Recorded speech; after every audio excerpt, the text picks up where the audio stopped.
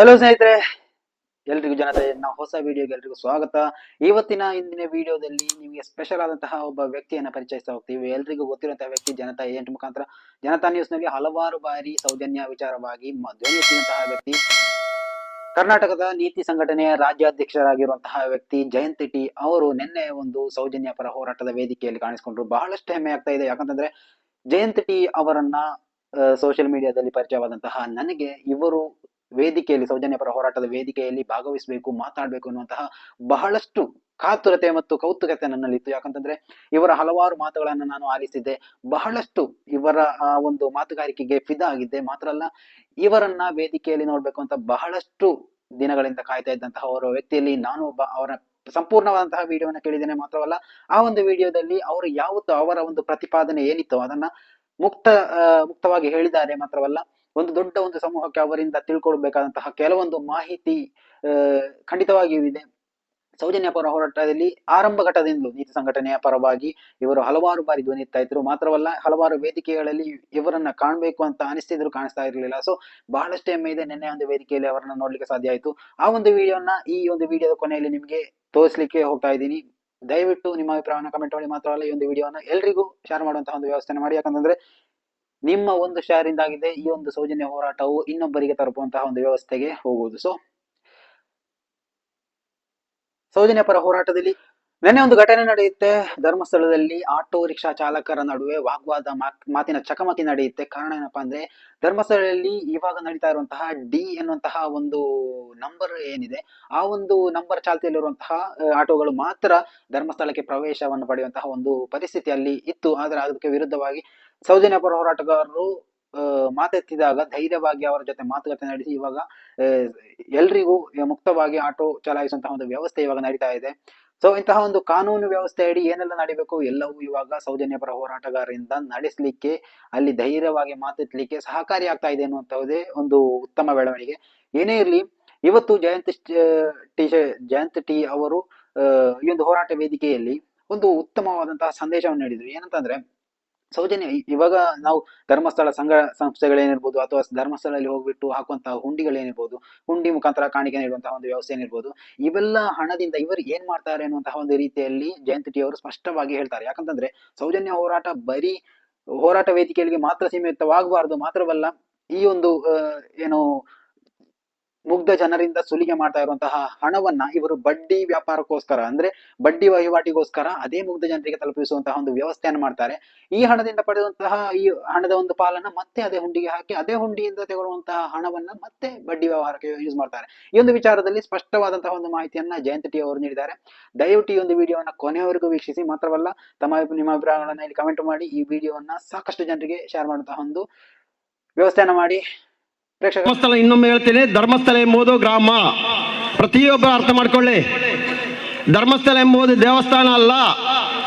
ಧರ್ಮಸ್ಥಳದಲ್ಲಿ ಇರುವಂತ ಅಣ್ಣಪ್ಪ ಸ್ವಾಮಿ, ಮಂಜುನಾಥ ಸ್ವಾಮಿ, ಆ ಅಣ್ಣಪ್ಪ ಸ್ವಾಮಿ, ಮಂಜುನಾಥ ಸ್ವಾಮಿಗೆ ಇವತ್ತಿವರೆಗೂ ಯಾರು ಏನೂ ತೊಂದರೆ ಕೊಟ್ಟಿಲ್ಲ, ಯಾರು ಏನೂ ಹೇಳೂ ಇಲ್ಲ. ಆದರೆ ಅದನ್ನು ಇನ್ನೊಂದು ದಾರಿಯಲ್ಲಿ ಕರೆದೊಯ್ದು ನಮ್ಮ ಮೇಲೆ, ನಮ್ಮ ಹೋರಾಟಗಾರರ ಮೇಲೆ ಪ್ರಕರಣಗಳು ದಾಖಲು ಮಾಡೋ ಕೆಲಸವನ್ನು ಈ ಡಿ ಗ್ರೂಪ್ ಅಂತ ಹೇಳ್ತಾ ಇದ್ದೀವಲ್ಲ, ಈ ಅತ್ಯಾಚಾರಿಗಳು, ಕೊಲೆಗಡುಕರು, ಹೆಣ್ಣು ಬಕಾಸುರರು ಅಂತ ಹೇಳಿದ್ವಲ್ಲ, ಅವರು ಮಾಡ್ತಾ ಇದ್ದಾರೆ. ಇವತ್ತು ಅವ್ರು ಮಾಡ್ತಾ ಇರೋ ಕೆಲಸಕ್ಕೆ ಸಪೋರ್ಟ್ ಮಾಡ್ತಾರೆ ನಾವೇ. ಅದಕ್ಕೋಸ್ಕರ ಇವತ್ತು ಈ ಒಂದು ವೇದಿಕೆ ಬಂದಿದೆ. ಯಾವ ರೀತಿಯಲ್ಲಿ ನಾವು ಅವರಿಗೆ ಸಪೋರ್ಟ್ ಮಾಡ್ತಾ ಇದ್ದೀವಿ ಅಂತ ನಾವು ಹೇಳ್ಕೊಡ್ತಿದ್ವಿ. ಒಂದನೇದಾಗಿ, ನಾವು ನಮ್ಮ ದೇವಸ್ಥಾನ, ನಮ್ಮ ಹಿಂದೂ ದೇವಸ್ಥಾನ ಎಂಬ ಚಿಂತೆಯಿಂದ ಆ ದೇವಸ್ಥಾನಕ್ಕೆ ಹೋಗಿ ಹುಂಡಿಗೆ ದುಡ್ಡು ಹಾಕ್ತಾ ಇದ್ದೀವಿ. ಆ ಹುಂಡಿಯ ದುಡ್ಡು ಎಲ್ಲಿ ಹೋಗ್ತಾ ಇದ್ದೀವಿ ಅಂತ ಸ್ವಲ್ಪ ಆಲೋಚನೆ ಮಾಡಿ. ಏನು ನಮ್ಮ ದೇಶಕ್ಕೆ ಕೊರೋನಾ ಬರುವಾಗ ನಮ್ಮ ರಾಜ್ಯದ ಜನಕ್ಕೆ ಏನ ಕೊಟ್ರ? ಒಂದು ಅಂಶ, ನಾವು ಕಟ್ತಾ ಇದ್ದೇವೆ, ಆ ದುಡ್ಡನ್ನು ನಮ್ಮವರಿಗೆ ಕೊಡಬೇಕು, ಊಟಕ್ಕೆಲ್ಲ ಕಷ್ಟ ಬೀಳ್ತಾ ಇದ್ದಾರೆ, ಅವ್ರಿಗೆ ಅನ್ನ ಹಾಕಬೇಕು ಎಂಬ ಚಿಂತೆಯಲ್ಲಿ ಏನಾದರೂ ₹1 ಕೊಟ್ಟಿದ್ದೀರಾ ಸ್ವಾಮಿ? ಕೊಟ್ಟಿದ್ದಾರೆ ಹೇಳಿ, ಇಲ್ಲಿ ಹೇಳಿ ಕೊಟ್ಟಿದ್ದಾರ ಅಂತ. ನಿಮಗೆ ಕೊಟ್ಟಿರೋದು 15% ಬಡ್ಡಿಗೆ, 25,000 ದುಡ್ಡು ತಗೊಳ್ಳು 15% ಬಡ್ಡಿಗೆ ಕೊಟ್ಟಿದ್ದಾರೆ.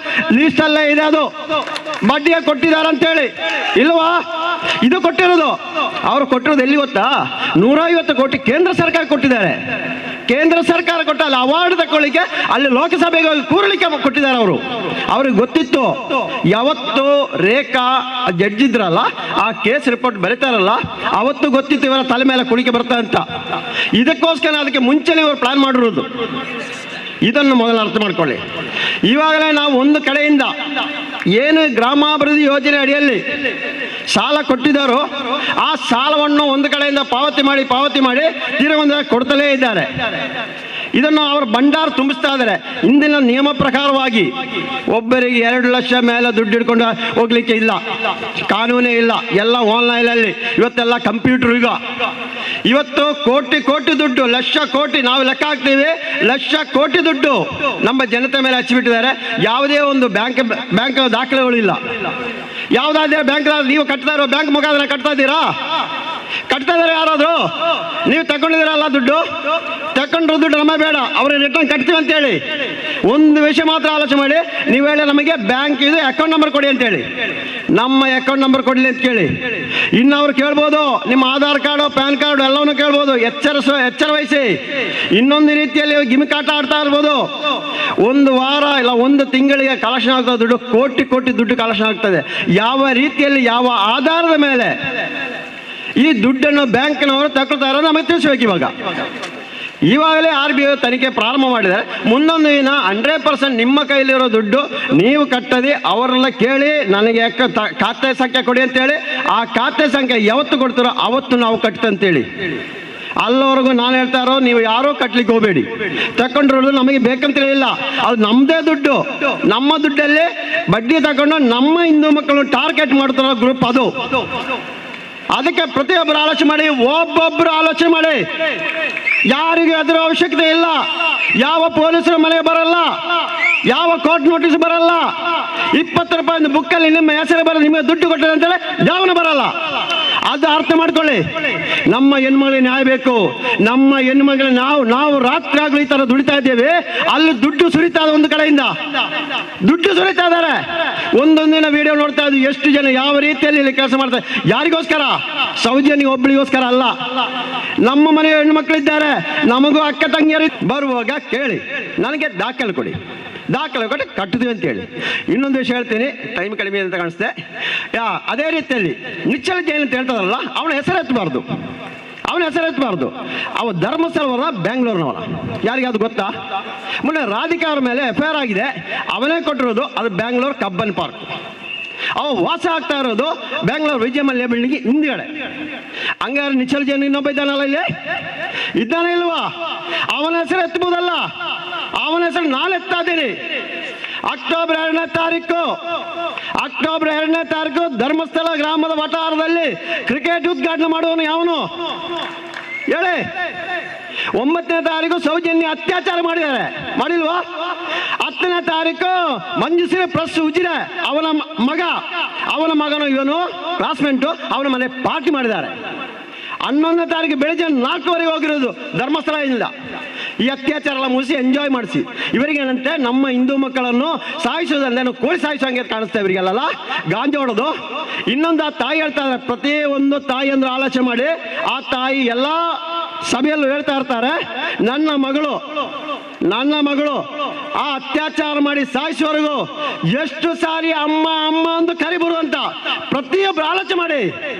ಏನು ಡಿ ಗ್ರೂಪಿಗೆ, ಈ ಅತ್ಯಾಚಾರಿಗಳಿಗೆ ಸಹಕಾರ ಮಾಡ್ತಾ ಇದ್ದೀರಲ್ಲ, ಅವರು ಆಲೋಚನೆ ಮಾಡಬೇಕು. ಈ ಹೋರಾಟ ಬಂದವರಲ್ಲ, ಅಲ್ಲಿ ಮನೆಯಲ್ಲಿ ಕೂತಿರ್ತಾರಲ್ಲ, ಅವರೇ ಸರಿ, ಅವ್ರು ಮಾಡುವುದೇ ಸರಿ ಅಂತ ಅವರು ಆಲೋಚನೆ ಮಾಡಿ.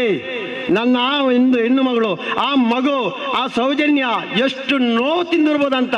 ಇದು ವೀಕ್ಷಕರೇ, ಇವತ್ತಿನ ವಿಡಿಯೋದಲ್ಲಿ ಜಯಂತ್ ಅವರ ಈ ಒಂದು ಅತ್ಯುನ್ನತ ಈ ಒಂದು ಭಾಷಣವನ್ನ, ಯಾಕಂತಂದ್ರೆ ಇದು ಸೌಜನ್ಯ ಹೋರಾಟದಲ್ಲಿ ತಾನು ಎಷ್ಟರ ಮಟ್ಟಿಗೆ ಆಳವಾಗಿ ಹೋರಾಟ ನಡೆಸ್ತಾ ಇದ್ದೇವೆ ಅನ್ನುವಂತಹ ಒಂದು ಮಾತನ್ನ ಇವರಲ್ಲಿ ಹೇಳ್ತಾ ಇದ್ರು. ಸೊ ಈ ಒಂದು ವಿಚಾರದಲ್ಲಿ ಜಯಂತ್ ಅವರು ಏನ್ ಹೇಳಿದ್ರು ಎನ್ನುವಂತಹ ಒಂದು ವಿಚಾರವನ್ನ ಬಹಳಷ್ಟು ಗೌರವದಿಂದ ತಗೊಳ್ಳಿ. ಮಾತ್ರವಲ್ಲ, ಮುಂದೆ ನಾವು ಏನು ಮಾಡ್ಬೇಕಾಗಿದೆ ಅನ್ನುವಂತಹ ಒಂದು ರೀತಿಯಲ್ಲಿ ಉತ್ತಮವಾದಂತಹ ಒಂದು ಮಾಹಿತಿಯನ್ನು ನೀಡಿದ್ದಾರೆ.